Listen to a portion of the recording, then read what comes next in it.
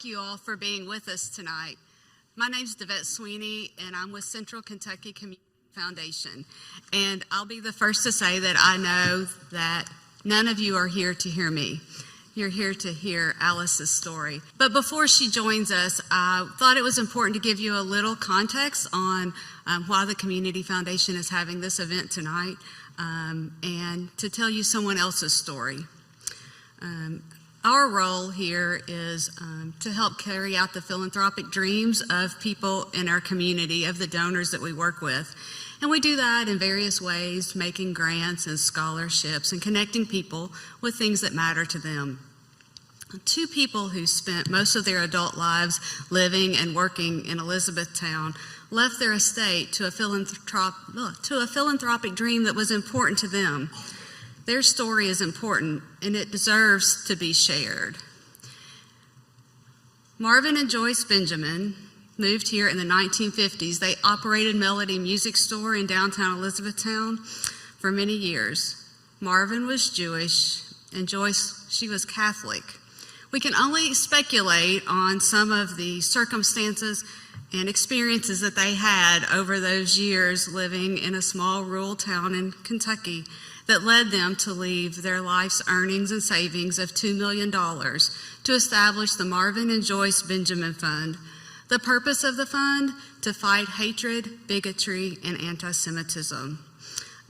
As we work to carry out those wishes, the Benjamin Fund today strives to foster kindness, understanding, and inclusiveness among the many people that call our community home. In preparation for tonight, I couldn't help but think how timely the Benjamin's message in light of the current events in Israel.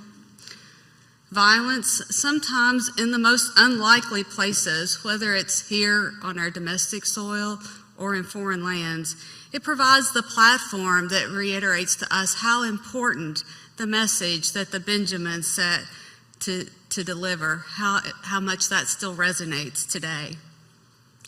How one person's belief, backed by action, can either advance or threaten a community. I trust that tonight's message that you will hear from Alice will resonate with you and inspire us all to become part of influencing our circle of people in our community to help make our community a better place to live. We celebrate the fact tonight that two people, Marvin and Joyce Benjamin, they cared enough to leave such a fundamental, transformative gift for our community. How fortunate we are that those folks chose to make our community home, that they were passionate enough, caring enough to provide civil guidance for the unfolding of a community. Two people, they were not widely known in our community, but they deeply valued community. Tonight could not have happened with them. The outpouring of community interest, bringing diverse people together around a tragedy, provides an enlightened way forward for us as a community. As people came in tonight, I was warmed to see our youth, young children, our parents, as well as senior citizens here to hear this story.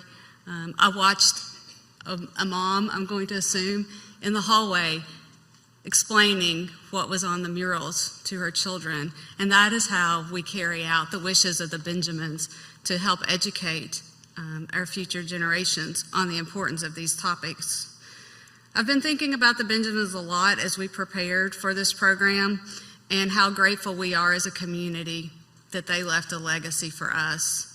And tonight is a great example of how we are working to carry out what they entrusted us to do. Thanks to them, we continue to open doors for inclusiveness for us, and because of their generosity, those doors will never close.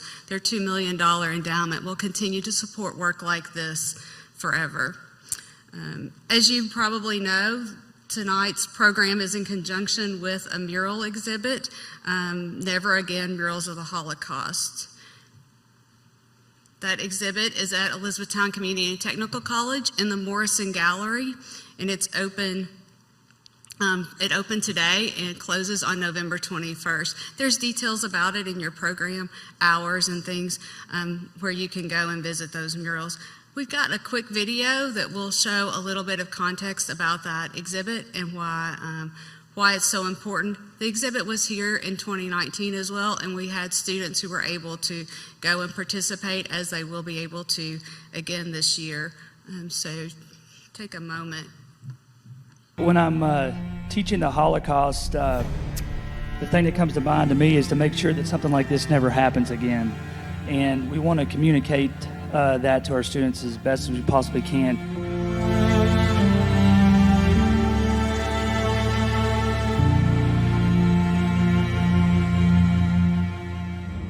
Providing opportunities like this for our students. Vision is very powerful, and sometimes just talking in our classrooms is one thing, but for them to see and see these numbers and see these images is very powerful. So I think just continuing to insist on breaking down those barriers, embracing our diversity.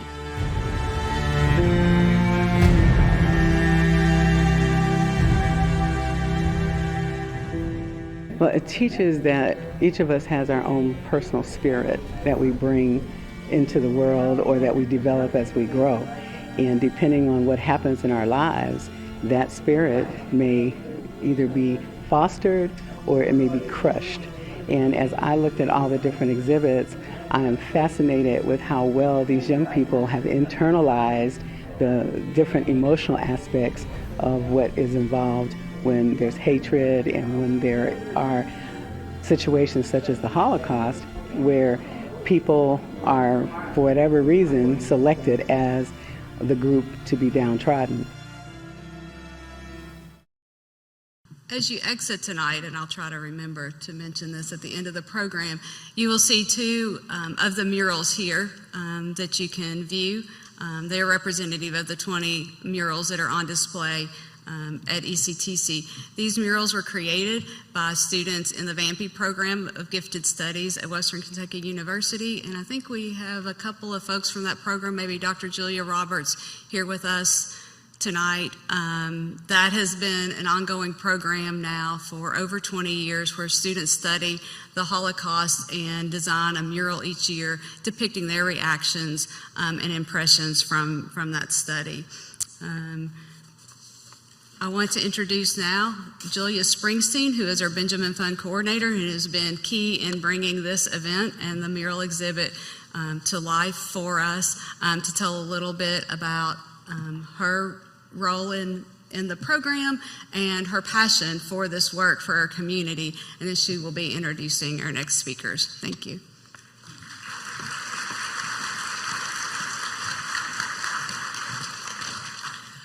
Good evening. Devette told you everything already. I'm Julia. As she's mentioned, the murals will be on display, and the program has been going on for almost 25 years now. And I hope you take time to visit the exhibit. There are late hours until 7 p.m. on Thursdays and on Saturdays as well. The murals are incredibly moving, and they're even more so when you consider that high school students absorbed the history of this class on the Holocaust, and then this is what they created, and to me, it makes it more so. I'm delighted to introduce you to Grace Friday. I apologize. Okay, I got it right. One of last year's VAMPE campers. She worked on the most recent mural. Grace is a junior at DuPont Manual in Louisville, and we asked Grace to join us and share why learning about the Holocaust is important to her and to her generation. So please welcome Grace.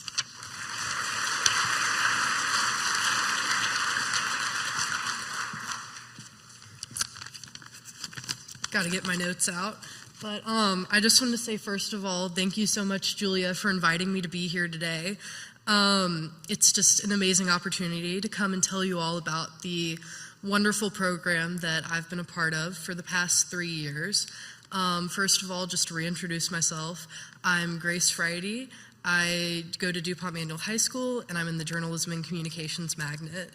But the reason I'm here is because this summer I took the Nazi Germany and the Holocaust class at VAMPE, which is a summer camp at WKU, and I mean, it's just so great to see everyone here today. I'm going to have to go home and text my friends who work so hard on our murals. You know, people are here, people are seeing what you've done, and, you know, your hard work was really important. And so just thank you guys for coming out today. But to tell you all a little bit about me and Vampy before I talk about the murals, I've always been very interested in history. So there was about a year in my life where every book I read was about Nazi Germany and the Holocaust, and my sister took this class a couple years ago. She's older than me, so I was very excited to go to Vampy this summer and learn from Mr. Skillern, my teacher, about Nazi Germany and the Holocaust. And before the class started, I wasn't entirely aware, and I don't think any of my classmates were entirely aware of just how important civic education in regards to the Holocaust truly is. As heavy as a topic of this is, to be informed people, especially as members of a generation where change is constant, you know, we have so many rapid forms of communication, there's so much happening every day, it feels like, in the world. It's really important that we as young people are compassionate, and we learn to be more compassionate every day. And to be compassionate, you need context. So a large part of our class was learning more about historical context and to understand how this massive recent genocide occurred. We explored the rise of Nazi Germany. And what we learned studying a time period mostly between around 1920 to 1945 was that in Germany and abroad, there were so many opportunities that people did not take to take action against the rise of Nazi Germany. There were so many people who claimed that they did not know what was happening in Germany, and they did not take action. In our class, we came to understand the drastic and horrific effects of inaction are still relevant today. As a class, we studied things such as 21st century acts of anti-Semitic hate, and when you take a look at it, you realize that there still is an action, and we know that for positive change to happen, compassionate people must step up, and they must take that change themselves. And this lesson of compassion and action can be applied to so many conflicts, whether that be today, 100 years ago, 500 years ago. And I want to share a quote with you all that we discussed in our class, which I think is incredibly relevant, which is, "Nothing in all the world is more dangerous than sincere ignorance and conscientious stupidity."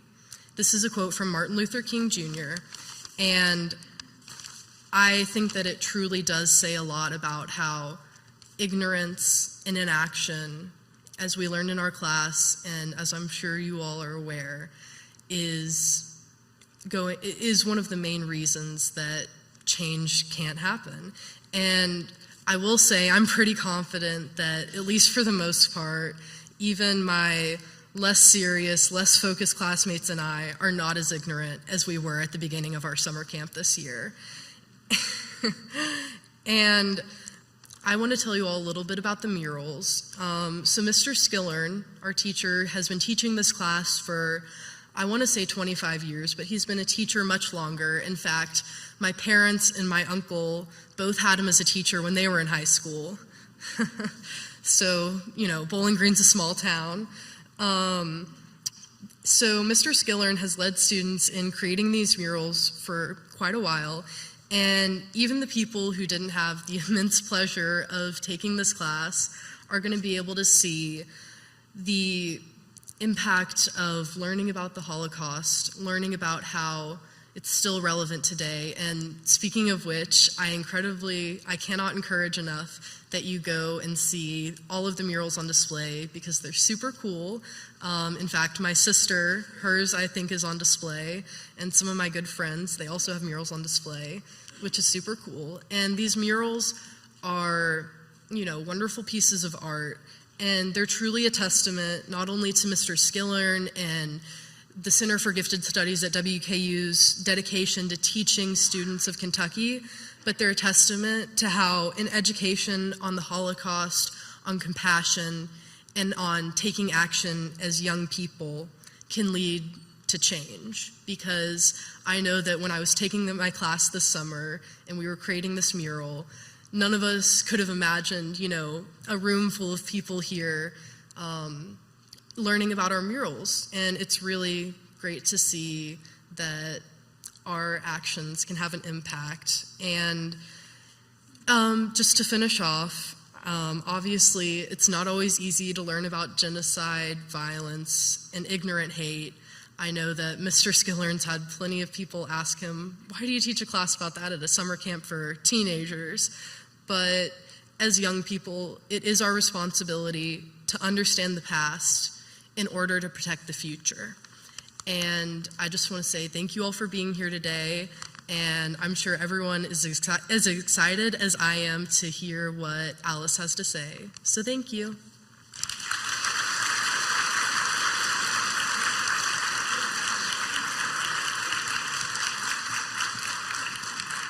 Thank you, Grace.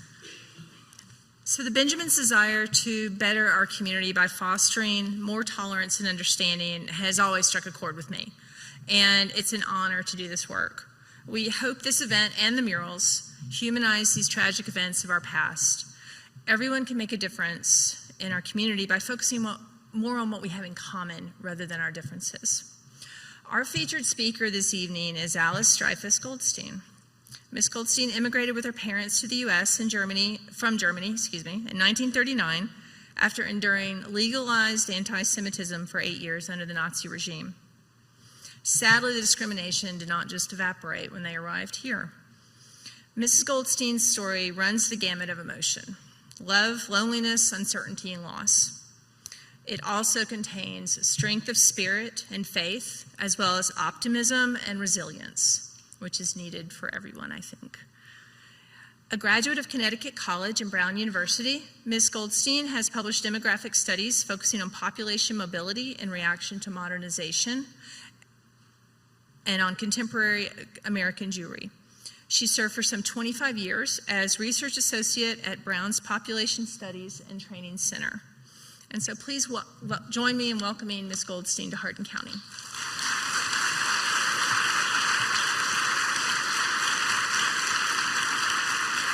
Thank you.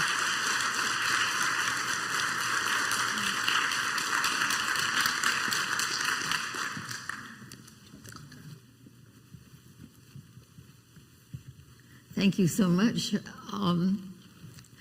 for the very lovely introduction, and a special thank you to Joyce, who has actually voiced my message to you so eloquently that this will be a kind of a footnote to what Grace has been saying.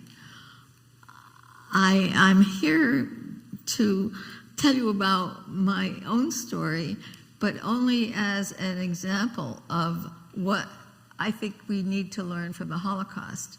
And as Grace has said, the important lesson of learning from the Holocaust is to learn compassion and to learn understanding. We often, when we think about the Holocaust, I think almost all of us think immediately of the concentration camps. And we think of all the lives that were lost, and of all of the horrors that were finally uncovered at the end of the war.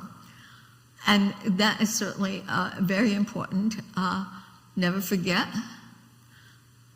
We need to know what can happen when the extremists can take over. But I think it's equally important to know that it didn't happen all at once. The whole genocide did not just spring up. There was a period of preparation for that. There was a period when the population was anesthetized to worry about something like mass murder. And it didn't happen just by accident. It was deliberately planned, and it came at a time in a country that was ready for some kind of a change and a message that the Nazis were providing. Germany had lost the war. It was economically devastated. it had a fear of communism that was rising.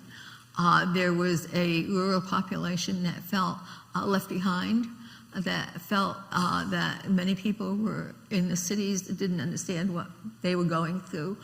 So there was a real split in the kinds of populations that were present in the country. And they had a tradition, a long tradition of thinking of themselves as originating from a master people, gods who were very special, who were Nordic, who were Aryan, and that they as the Germans, had special privileges because of that. And some of that was certainly reinforced by what was happening elsewhere in the world. The eugenics movement in the United States especially just fed exactly into the German thinking of a special race and how important they were. And so when they got to the point in the 1920s when their government was weak, when their economy was completely ruined, when the Depression came and inflation was rampant, they thought of themselves as being special and being really put upon by this particular situation. And so they were ready to accept someone who would promise them better times, who would tell them that when their people were in power, they would have jobs, they would have better housing, they would have good access to good education, they would have, every person would have a car. And that's how the Volkswagen was actually created, was Hitler's promise to let everybody have a car. So things were promised as being much better.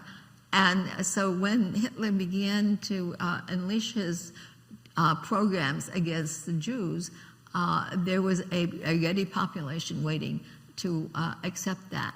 And even those who were not anti-Semitic were ready to step aside, and it was easier to do nothing. My story is a story of what happened in those early years when the Nazis came to power. They came to power in 1933, at the same time that Franklin Roosevelt came to power in the United States. It was still Depression times.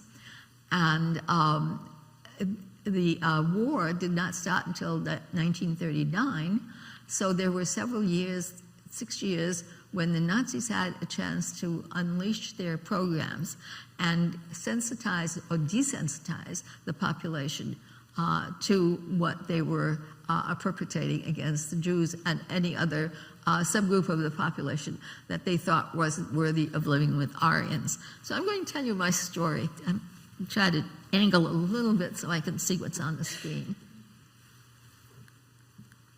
Okay, my family lived in southwest Germany in a very tiny village called Kensingen that, as you can see, was quite old, a lot older than we knew about Kentucky. It was in that corner of Germany that was right between Switzerland and France. So it had been used to the warring factions coming through that country, and it also was a little bit cosmopolitan because it was used to French and Swiss customs. The village itself was very agricultural. It was, as you can see, sort of enclosed by walls because of all the wars that it had experienced from medieval times on. And the people lived pretty much clustered in the center, where the arrow shows where my family lived, on one of the main commercial streets. My family had actually come to Germany back in the early 18th century, about the time that the colonies were being established here in the United States. And my great-grandfather moved to Kensingen because he was looking for economic opportunities, and he realized that Kensingen did not have a store that sold household goods. At that time, Jews were not allowed to own agricultural land in Germany, but they could own land in the cities, and they could open stores and provide very much needed services of tradespeople like glass cutters and butchers bakery, household supplies, that type of stuff. And so my grandfather bought a house. You can see it's the one on the left. That had 3 stories, and the first story was devoted to the shop, and then the other 2 stories were where my family lived. This was about 1865, about the time of the American Civil War. The picture on the right is what it looks like today. That house is still standing, sort of. It's not in good shape. At any rate, my great-grandfather opened the store, did very well, and passed it on to his son, my grandfather, who grew up in the village and spent almost all of his life in the village. He married a young woman from a nearby town who was blonde and blue-eyed. So she was the epitome of what Hitler had called the pure German. She wasn't Aryan at all. She was Jewish, but she looked the part of the Aryan. They had 4 sons. The one on the left was my father. He was the second oldest. And the boys all grew up in the village. They went through high school, which was a little bit unusual because most of the farmers' children had to stop school after they were about 6th grade so that they could help with the farm. But these 4 boys and enough of the others in the area went through high school. That high school still serves as a regional center. And the boys were very active in high school extracurricular activities. They were in the drama club, they helped on the school newspaper, they were very much part of the athletic life of the school. My father was, let me go back. Something's missing. All right. My father was particularly active on the soccer team. And he enjoyed playing soccer, and he was a very good soccer player. When the First World War broke out, the 2 older brothers said, "We're good Germans. We want to help defend our fatherland." And so they joined the German army. And because they both spoke French, they were put into the Quartermaster Corps so they could help order supplies for the army. And so they survived the war intact, and actually remained on in the army for a couple of years after the war ended because employment was hard to find in Germany, and they really didn't have jobs. But eventually they came back to Kensington, and then they had to decide what to do with their future. Well, my father agreed that he would stay in the village and take over the store from his father. But the other boys said, "No, we don't want to stay here. We want to go to the big cities where there are better educational opportunities, where we can learn professions, and where there will be good economic opportunities." And so 3 of the boys left, and my father stayed behind to try to run the store. But in order to do that, he, I'm going the wrong way, I'm sorry. I've got to get used to this clicker. Okay, so he decided he needed to learn how to run the store, and he went to the nearby city of Freiburg to apprentice himself at a big wholesale company to learn how to run a store, or to buy things wholesale, and to be able to know how to price things and get out. And so he was there for several years, learning the trade, and while he was there, he met my mother. Apparently, he met her on the trolley on going to work, and they fell in love. My mother had been brought up in the city. She was one of 3 cousins. The 3 cousins are all only children, all girls, and they all were well educated. My mother was a fine pianist by the time she was an adult. She went through high school to learn how to be an office manager. She learned bookkeeping, stenography, the whole thing. And by the time she met my father, she had actually been working in an office for some time and had gotten to the point of being an office manager. Had lots of boyfriends, went to the university for extracurricular courses, and was living a very comfortable life in the city. But when my father asked her to move to the village, to marry him and move to the village, she agreed, and gave up the urban life for life in this very small town. Took her piano with her. They were married in 1930, and I was born in 1931. And I was the only grandchild for both sets of grandparents. So you can imagine, I was spoiled. I had lots of toys, and that was great because the children in the village loved to come and take care of me ostensibly so that they could play with my toys.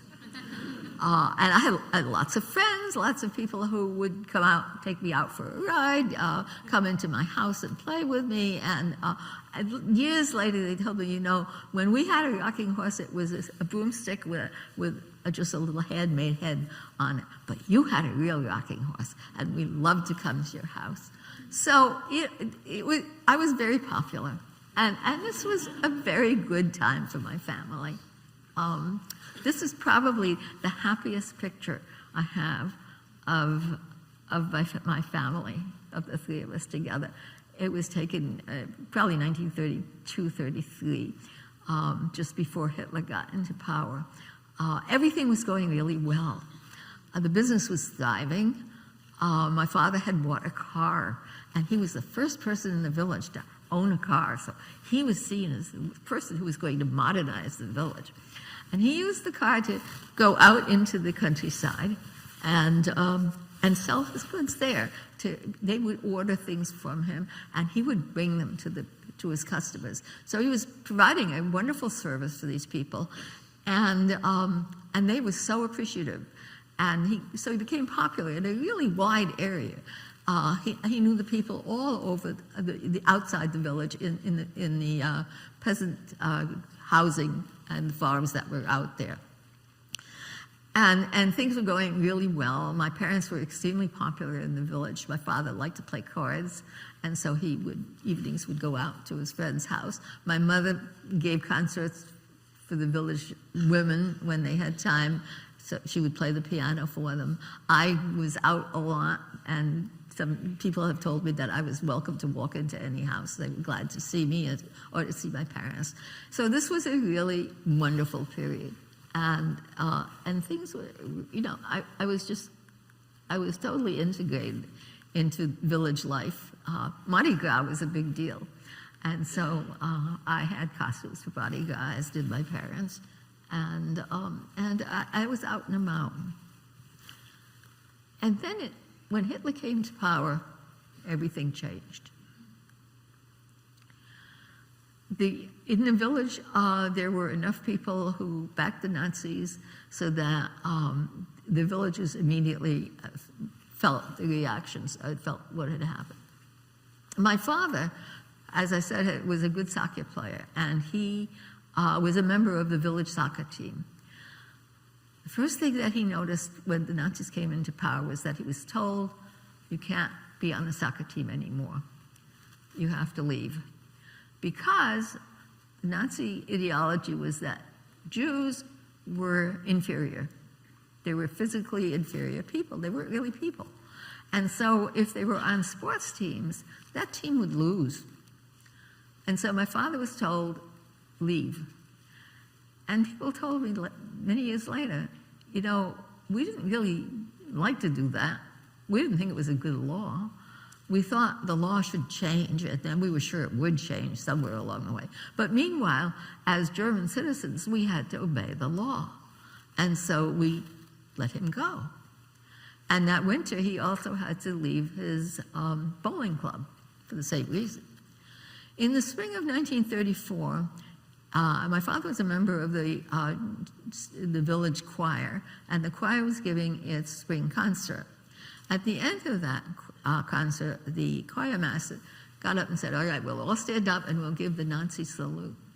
My father, who had a lot of self-respect and knew very well what this meant for him as a Jew, didn't stand up, and he didn't give the salute. And somebody told me later he was kicked out of that room as if he had been a rabid dog. It's escalated. It's gotten a little bit worse. And gradually, my parents became isolated in this town. People who had welcomed them in their homes a couple of years earlier now would cross the street. so that they wouldn't have to speak to them, so that they would be seen next to a Jew. And I, as a small child, was told to get off the sidewalk because as a dirty Jew, I was polluting the sidewalk. And so over the course of a few years, a few months really, I learned not to be outside, to stay indoors with my parents. The other children stopped coming to play with me because their parents were afraid that they would be known as being friendly with Jews and consorting with Jews, and that was not acceptable anymore. And so gradually, we became completely isolated in this village, of which we had been a very important part and a very welcome part. In 1935, the Nazis proclaimed a series of laws known as the Nuremberg Laws that stated, among many other things, that Jews were no longer citizens of Germany, that they would no longer have the rights of political protection or of police protection, that they could not hold civil service jobs of any kind, and that would include teachers and doctors. It was all under government auspices. And so many Jews were out of work. They were in the professions, and they were very restricted. And marriage between a Jew and a non-Jew was absolutely forbidden. At the end of that year, the Nazis also declared a boycott of all Jewish stores. And that affected my father as well, of course, as it did the owners of the large department stores in the cities. So the people stopped coming to the store because of the boycott. And my father has documents that show that business went down to 10% of what it had been before. And here he was, trying to support two families, my grandparents who were living on the second floor, and my family who were living on the third floor, the three of us. And so he began to go take his car out into the countryside with the silver and the jewelry and the linens and the cut crystal and the good china, tried to sell that piece by piece to the people he knew out in the countryside, who were getting them at bargain prices. Because, the general German population really did benefit by Hitler's policies. They were able to get housing cheaply from Jews when Jews were forced to sell their businesses, their factories, their stores. The German population could get them at very cut-rate prices. And so this, on a very small scale, here were people in the countryside who never thought to own really valuable household items, were able to afford them. So things got really very tight for my family. The only person who really spoke out in the village against what was happening was the preacher of the Catholic Church, the priest of the Catholic Church, who urged people to buy from the store if possible, even if you have to go at night and go in the back, and also to help support the family. And I remember occasionally seeing a basket of tomatoes or a basket of eggs left at our back door. Well, by this point, my parents said, we really can't bring up a child here. This is no place to raise a child. We'll have to get out. The problem was where to go. Nobody wanted Jewish refugees. Palestine was closed because the British didn't want any more immigrants coming in. The United States had a quota system, but they were so anti-Semitic in the State Department that the head of the visa department actually issued a letter to the consulates to make it as difficult and to delay as long as possible before giving a visa to a German Jew. So even though we had a quota, which wasn't all that big, even that little quota was never filled during the 1930s, and thousands of people were trying to get out. So my parents, and England wouldn't take anybody in. Eventually they took children, but no adults. And my parents really didn't want us to separate. So they finally decided that we're going to try for the United States and hope for the best. My mother had a first cousin, one of the little girls in the picture, living in New York by that time. And so they applied to to get a visa for the United States. And that involved getting a whole lot of documents from the United States, and everything had to be typed and carbon copied. There were no Xerox machines. And so it took a long time, but they finally got all the papers together, and they sent them to the consulate nearest where we lived, and never heard anything from them. No acknowledgement that they got them, no follow-up, nothing. And Father started calling. Every time you called, you had to go to the post office where the telephone was and get a slip to make sure that he could make the phone call and go through the whole rigmarole. And he called them several times. And finally, they answered. They said, yeah, we can't find any trace of your documents. We must have lost them. You'll have to start all over again. And so we were back to square one, and we had to go through this whole business of getting all the documents over again. And finally, we sent it into the consulate, and this time the consulate acknowledged that, yes, they had the document, and they will put us in line for visas, but it would probably take 3 or 4 years before we would be able to get a visa to come to the United States. And this was at a time when they weren't filling the quota at all. They were just delaying things, making it difficult. So things became worse and worse, and meanwhile, Hitler also decreed that Jewish children could not go to German schools. That it was okay if there was one child in the classroom, that kid could sit in the back of the room and not participate in any way with classroom activities. So you can't answer questions in class, you can't get marked on your papers, you don't get a report card, you don't get promoted to the next class. You simply are sitting there. And my parents really didn't want me to have that kind of experience. So in 1937, when I normally would have gone to school, they kept me at home and did a little homeschooling, but not much. And finally in 38, they said, okay, I have to get some kind of an education. And so they sent me to what had been built as a Jewish school in the city where my mother's parents lived, in Freiburg. This was a public school. It's still very much in existence, and interestingly, it's taken as one of its missions the task of really developing a thorough history of the Jewish population of the area. And we've had reunions of children who were in the school at that time. We had 2 classrooms that were accessed from the back of the school. The classrooms were in the basement. One classroom was for 1st to 3rd grade. The other one was 4 to 6. And there were a few of us from all over that area who would be in the classroom. I think maybe there were about 10 or 12 in my class of the 3 grades. And there we began to learn how to read and write. One of our subjects was to learn English. I never did, but we were supposed to. And so what I did learn was to say, my name is Alice Dreyfus. And that was about it. So that was the extent of my English knowledge. But we were in that school in November of 1938 when Kristallnacht occurred.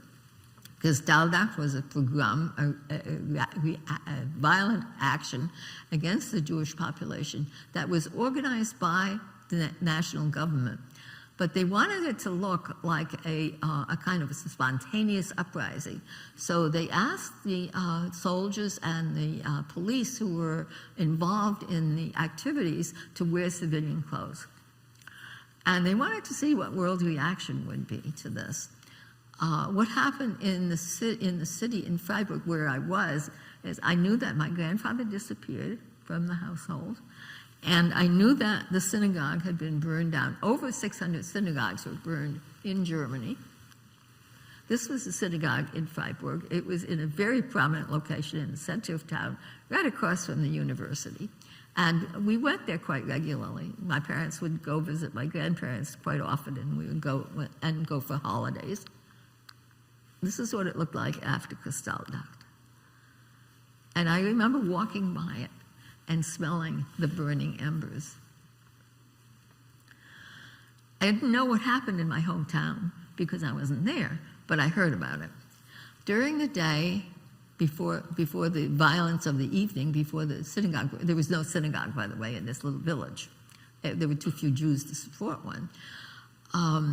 But in the village, the children from the school were all assembled and told to march out into the street. They were given flags. And they went out and marched in the street, up and down the streets of this village, over and over, all day long, singing German nationalistic songs and anti-Semitic songs. And they were reinforced by loudspeakers that had been set up on telephone poles, that was blaring forth the same music. So there was all this noise, all this sound, all this marching. People hung out their flags, they had blood red, white, and black flags with a swastika. And the tension in the town must have gotten tighter and tighter. And my parents and grandparents had absolutely no recourse except just to lock the doors to the house, bolt the shutters on the windows, and pray that people would forget that they were there. Nobody certainly came to support them, to say, don't worry, we'll be with you, we'll help you, we'll keep you safe. They were by themselves, huddled in the house. That night, a group of men from outside the village, but very well briefed about what the village was like, came in and went straight to my father's store. It was the only Jewish-owned store in the village. And they went to the store, they smashed open the door, they broke down the shutters, they broke the windows, went into the store, looted it, piled whatever they didn't want out into the street. Then they went up to the 3rd floor where my parents were living. And they broke down that door also. They smashed into the apartment, took the books from the shelves, my parents' books, threw them out the window, took my mother's sheet music and threw that out the window. She never played the piano again after that night. They took all of the stuff that they had thrown out, put it in a big pile, and set it on fire. And they kept that fire going almost all night. And my parents and grandparents must have been absolutely terrified. No one stood up for them. No one dared say anything. Everybody went into their houses and closed their shutters. Don't tell me what's going on. I don't want to know. The next morning, an open truck, a pickup truck, came into the village, and it picked up all of the Jewish men aged 16 and over. So that was my father and my grandfather and my grandfather's brother-in-law, who was living in a separate household at the time with his wife and another relative. And they took the men, and then there were only 3 of them, so they took the truck and they went to the next village and they picked up some more men, and then to the next village and picked up some more. And when the truck was full, they took it to the railroad station, put them on a train, and sent them into Dachau.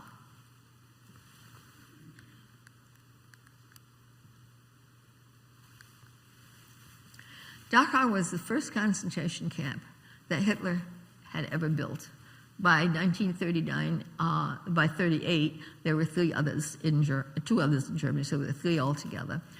He built them to house political prisoners, anybody who disagreed with him, so anybody who was a communist or a socialist, anybody who was Seventh-day Adventists because they didn't have the right beliefs, homosexuals because they were unusual people, people with mental illness sometimes ended up there too.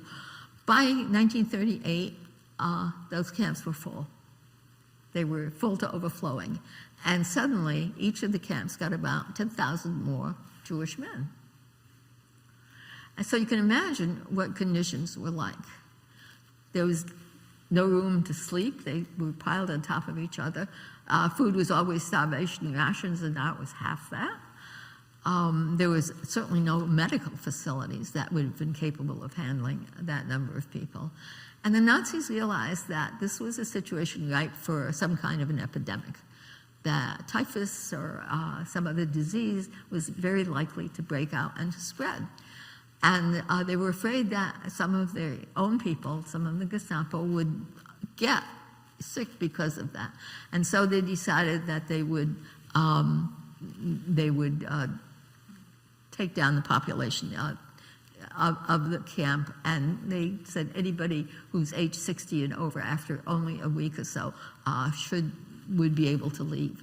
And so both of my grandfathers were able to come home after a very short time. They never talked about it. Then the Nazis said, again, they realized it still wasn't enough, so they said, okay, anybody who wants to leave Germany and can prove that they want to leave, we'll let them go. Because the German policy at that time, it wasn't at all a final solution yet. The policy was simply to make Germany Judenrein, clean of Jews, because Jews were seen as vermin, as something undesirable, not humans. And so if we could get rid of them, that would be the best solution. So by 1938, they'd already gotten rid of almost half of their Jews through emigration and through death.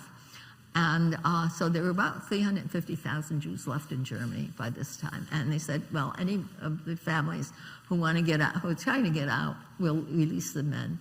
So my mother went to Gestapo headquarters in the village, and she took along all of her papers that we had taken sent to the consulate. And the village priest went with her to support her, and they said, look, I mean, we want to leave. And so the Nazis said, okay, on the basis of this, we will release my father, and but you only have a year to get out. So that was, at least there was that. And I remember my father coming home from Dachau.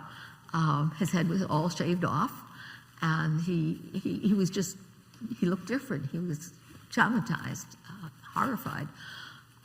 Never talked to me about it.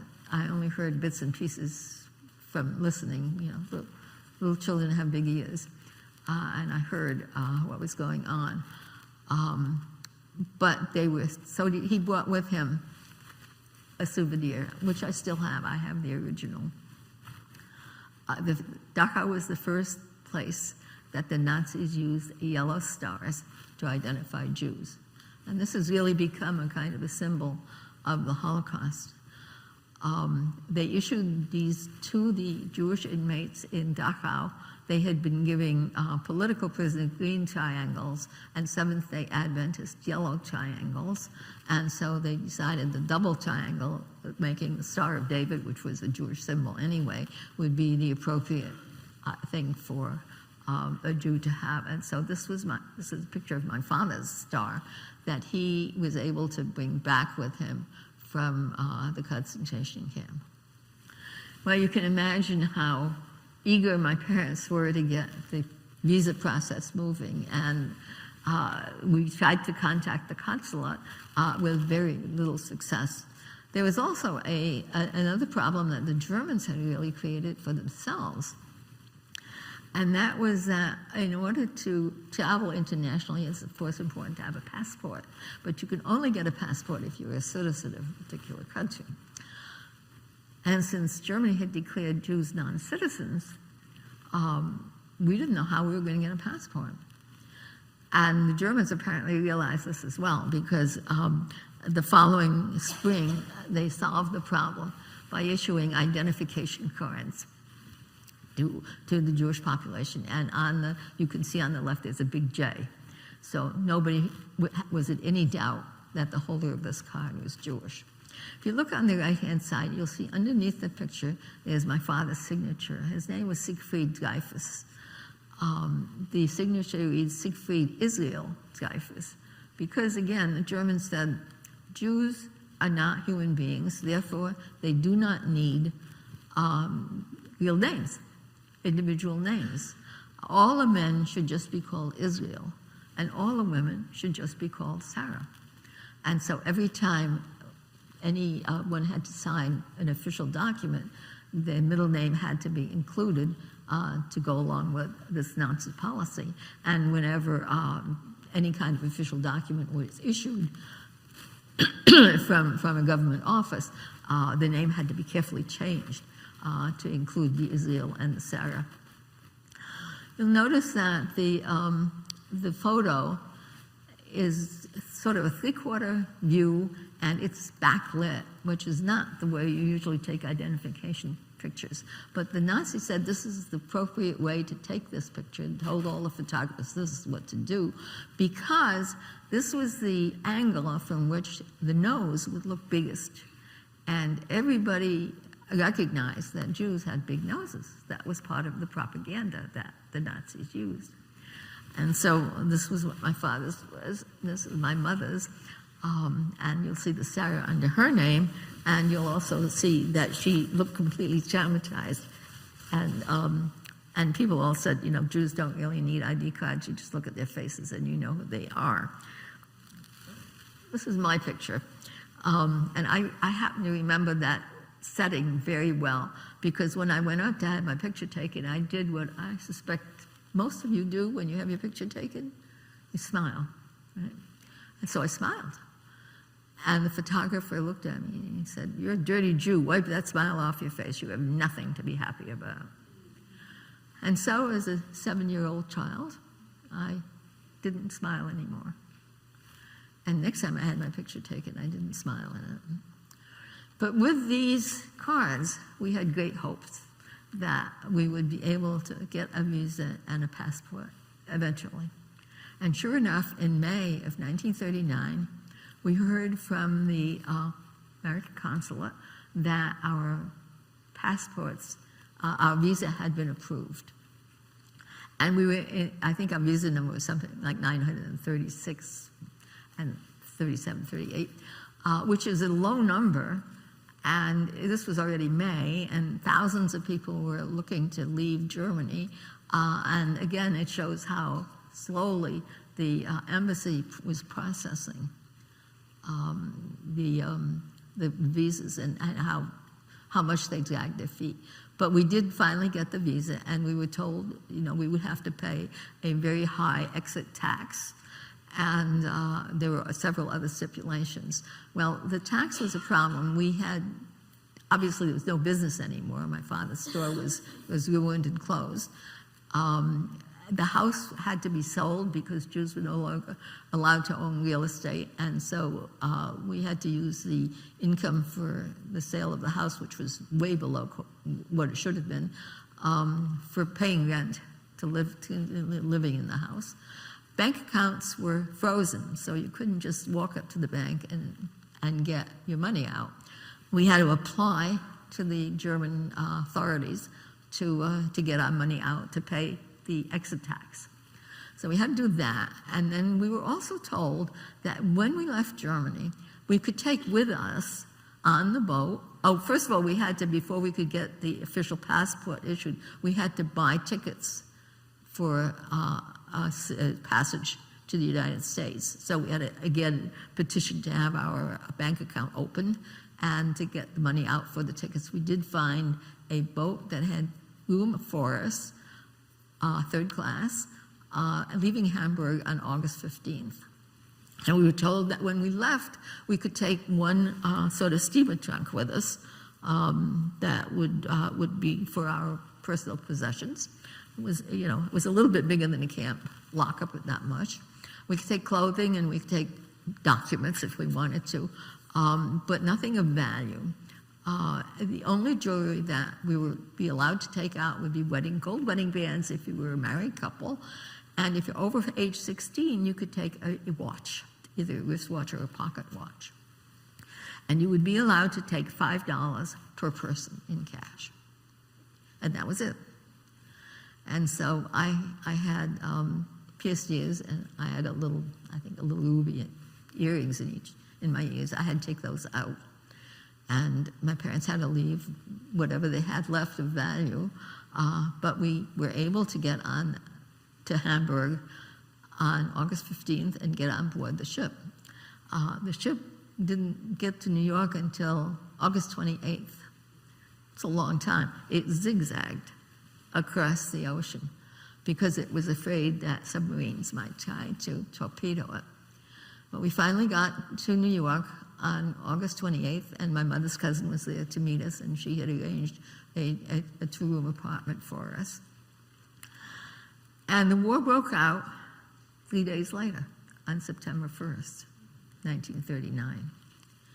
So our ship was the very last passenger liner to leave Germany on schedule. And I don't know who was looking out for me and my family, but I have been eternally grateful that I was on that boat and that I was able to escape. I think my story illustrates how the Nazi policies evolved. They went slowly and they went gradually, and people got used to it. By 1936, 37, they got used to not seeing us. We were no longer members of the community. So in 38, when they took the men off to concentration camps, you hardly noticed. It didn't really make any difference anymore into the rhythm or to the life of your community. And so this was a slow and gradual process, and it was possible because nobody said at the beginning, stop. This isn't right. This isn't legal. It's not compassionate. It's not what we ought to be doing. And nobody along the way said stop. People just let it go. It'll change, maybe, but we'll just follow along. And by the time they realized what was really happening, it was too late, because the Nazis were in control and they did not care whether they used violence or not. That was perfectly okay. And so I tell my story because I want so desperately for people to recognize any kind of bullying, anything from bullying on up, any kind of discrimination, any kind of putting people down, restricting people's ability to be themselves. And I want especially kids in schools and high schools, middle schools, to begin to think about that and to learn that. And so when they are in charge, they'll be able to make this a better world. And if my story helps a little bit, then I will be grateful for that. Thank you.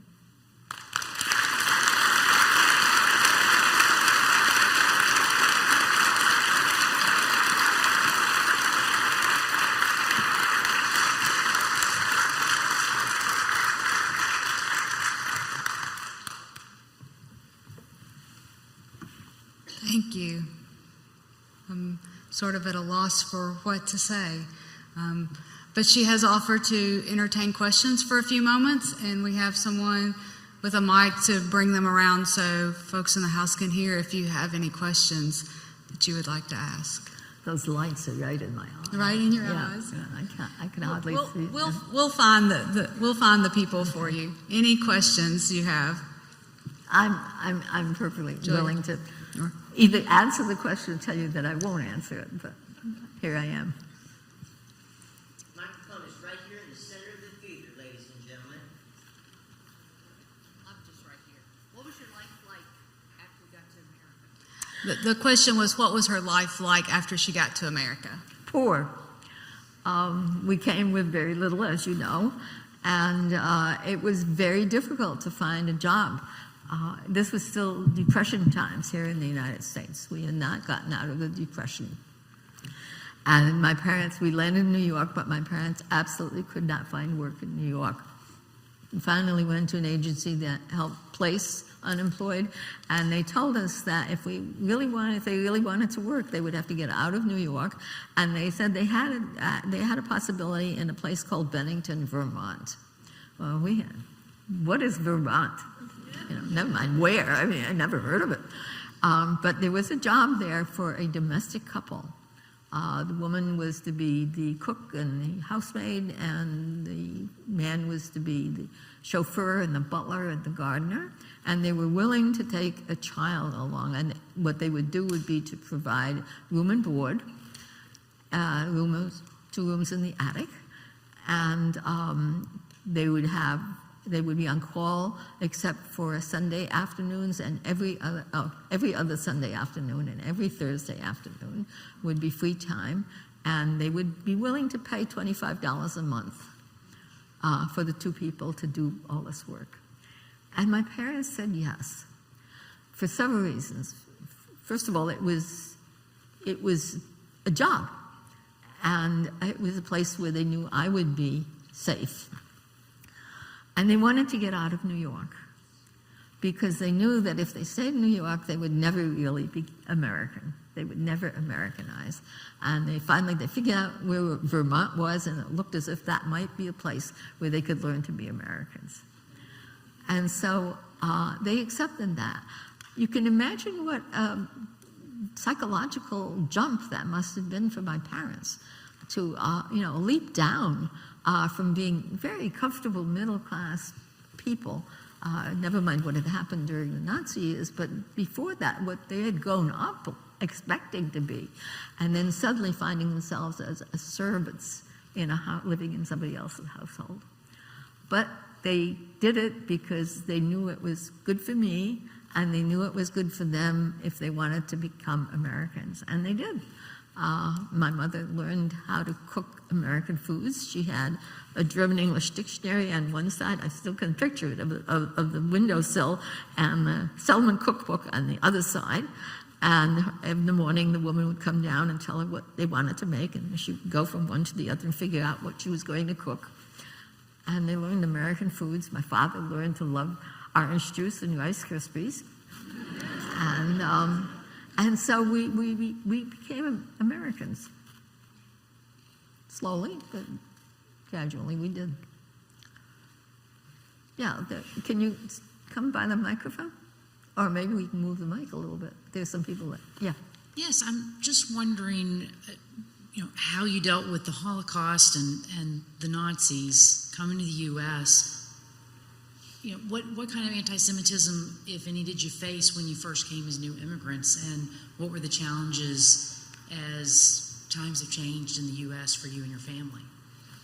Yeah, when we first came to the United States, and for many years afterwards, there was a great deal of anti-Semitism here. I don't know, I think Louisville had a Jewish hospital because Jewish doctors were not allowed to practice in regular hospitals. That was true in Rhode Island, where I spent most of my life. There were quotas in universities. It really accepted very, very few Jews. Private clubs and organizations usually did not accept Jews. As a child, I was told, don't be too good at what you're doing. It's not appropriate for Jews to rise to the top. So we were always, the first few years, we were Jews, which was not a good thing, but we were also Germans, which was also not a good thing.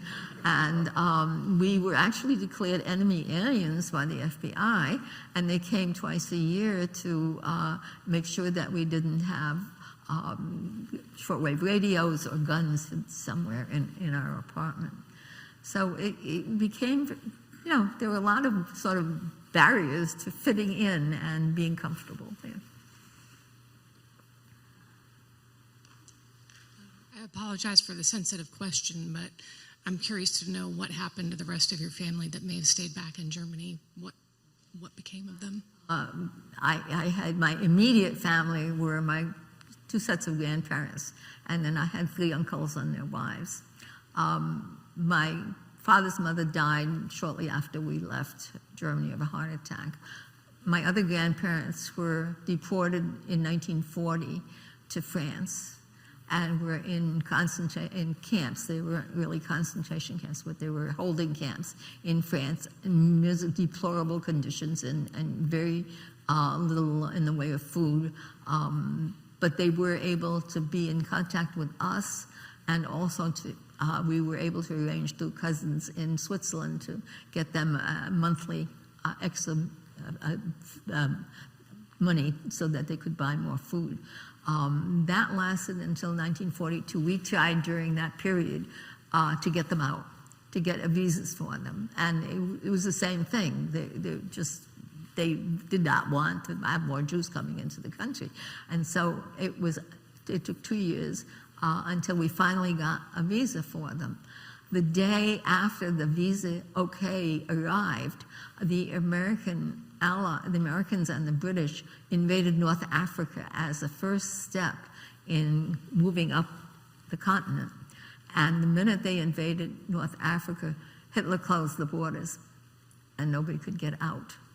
And so my grandparents were moved from the camps in France where they were to several other camps further in the interior. At that time they were down near Marseille. And then eventually in 1944, they were transported to Auschwitz and murdered. So that was my grandparents. My three uncles all survived the war in Europe, in Germany, two of them in Germany. And it's a long story that I don't want to take your time now, but if we have time later, maybe I can tell you those stories. I think they prove that there were, this vast 6 million people were killed, and it's just a number, but there are stories behind every one of those numbers, and there's stories behind all of the ones who managed to survive them. Yes? My wife here just asked the sensitive question. Now I'm going to ask one that's not so sensitive. Do you smile now in pictures? Do you smile now in pictures? Do I smile now in pictures? What do you think? Can we possibly get a picture with you smiling? I would assume so. We'll wait till everybody gets to ask their questions. But I've never been asked that question before. We'll take a couple more questions. Sorry, I know it's going to be hard to hear me, but I want to see you. The lights are in my eyes, so it's a little bit difficult. Maybe if you just, maybe you could ask from there. as a kid, I grew up in Germany. My name's Renata. I'm not German, though. My dad was military. And as a young kid, we went on trips in Germany, and we actually been to Dachau. And it's horrible. I couldn't imagine your family being there. I wouldn't want anybody to be there. But have you ever went back to Germany since you came to the United States? And just Yep. I have been back to Germany, but I didn't go until 2001. 2002 was the first time I went back. And it was very strange because I went back to live for a week in my home village with the understanding that I would be able to speak to school children about the history. And I went back and I did. I spoke in the high school and I spoke in the middle school there. But I didn't feel that I was there, that I was a part of the village. It was as if there was a glass in front of me and that there was this barrier between me and the people. I just couldn't relate properly to them. I've been back several times since then, especially working in the high school with some of the teachers and the students now. And I have changed because I think the people I'm working with are very different. They're young, they're enthusiastic, they're very sensitive to what was happening. They want desperately to make people change their attitudes and to bring more compassion and more understanding to the community. And they want very much to know what happened. They don't want to hide the truth. So I think the things have changed.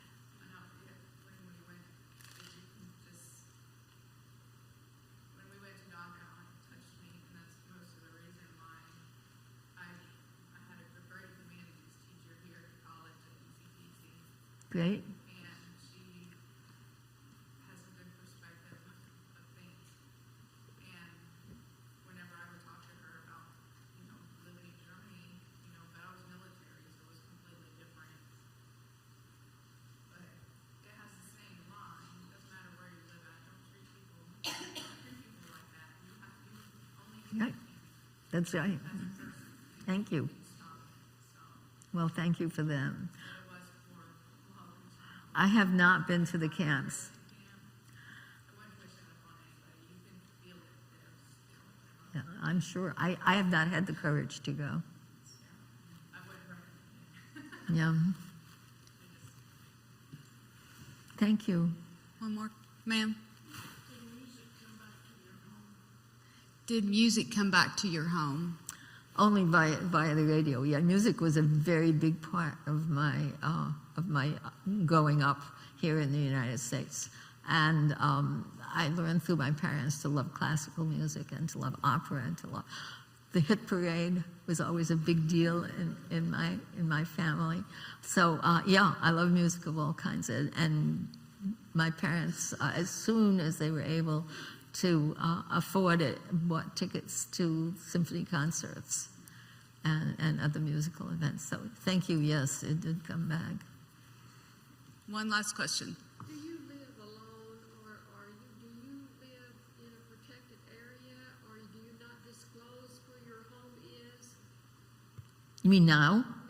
The question is, do I live in a protected area, or do I not disclose my? No, I live very publicly, and I feel very much a part of the community, which is great. Do you come to schools? I do. I speak a lot in schools because I think that's really the audience who needs to hear about these things. And if we're going to develop into a more compassionate society and one where we value everybody else in the society, then it's our kids who need to hear that. Would I be impolite to ask how much you charge? I don't charge. I certainly wouldn't charge in the schools. I do not. I feel this is work that I have to do. So that is a perfect segue to show our appreciation once again for you being here with us tonight and sharing your very personal story. Thank you.